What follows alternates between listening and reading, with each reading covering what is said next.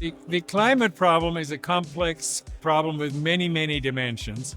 Clearly, we are putting a lot of CO2 into the atmosphere, and all of these things contribute to the changing climate.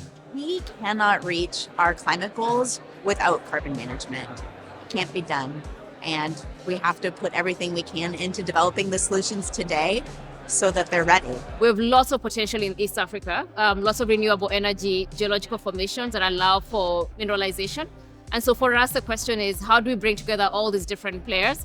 How do we bring all these different factors? How do we bring the technology, the tech that's needed, the talent, and essentially develop hubs for direct air capture and storage? Some people say we just grow trees.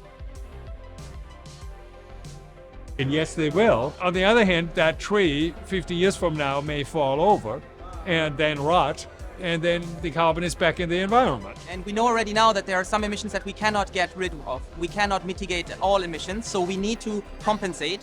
And for doing that, we need storage sites where we can store CO2 permanently underground in order to not have it emitted into the atmosphere. For the climate problem, the carbon problem persists once you created it and don't do anything about it for tens of thousands of years. So your obligation to fix the problem is not for 20 years or 50 years, it is for the climate relevant timescale, which is tens of thousands of years. So you're looking for storage options or disposal options which can give a guarantee on that timescale.